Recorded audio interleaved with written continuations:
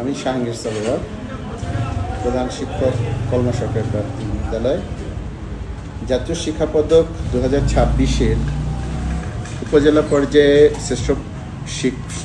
শ্রেষ্ঠ বিদ্যালয় হয়েছে কলমা সরকারি প্রাথমিক বিদ্যালয়। এটার কারণ হচ্ছে যে স্কুলের যে পারফরমেন্স চমৎকার, স্কুলের যে অবকাঠামো, স্কুলের শিক্ষার মান সব কিছু বিবেচনায় কলমা সরকারি প্রাথমিক বিদ্যালয় অত্যন্ত ভালো অবস্থানে আছে এবং সেই অবস্থানে থাকার দরুন আজকে বিবেচনা করা হয়েছে এটা শ্রেষ্ঠ স্কুল। এই পর্যায়ে 21 তারিখ আবার জেলা পর্যায়ে যাবে স্কুলের বিভিন্ন ডকুমেন্ট নিয়ে প্রতিযোগিতার জন্য।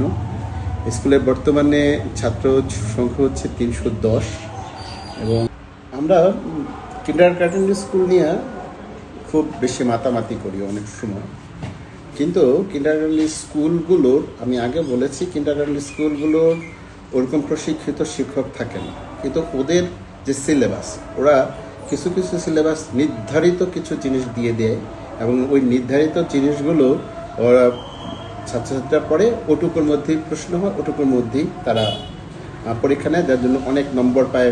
গার্ডিয়ানরা মনে করে যে অনেক কিছু ভালো করছে।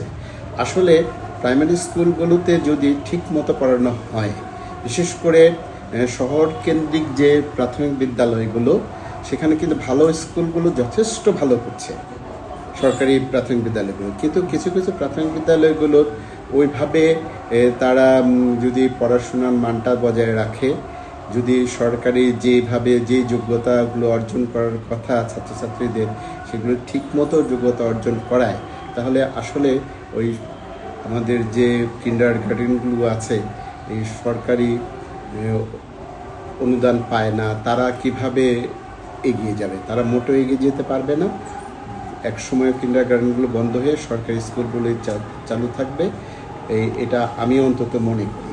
কারণ কিন্ডারগার্টেন স্কুলগুলোতে একটা ব্যবসায়িক একটা চিন্তা থেকে কিন্ডারগার্টেন স্কুলগুলো তৈরি করা হয়। যেহেতু সরকারি স্কুলগুলোতে ওই ব্যবসায়িক চিন্তাটা থাকে না, কাজেই আমাদের শিক্ষকরা যদি সঠিকভাবে মনোনিবেশ করে পড়াশোনা করাতে, তাহলে অবশ্যই ভালো করবে বলে আমি প্রত্যাশা করি।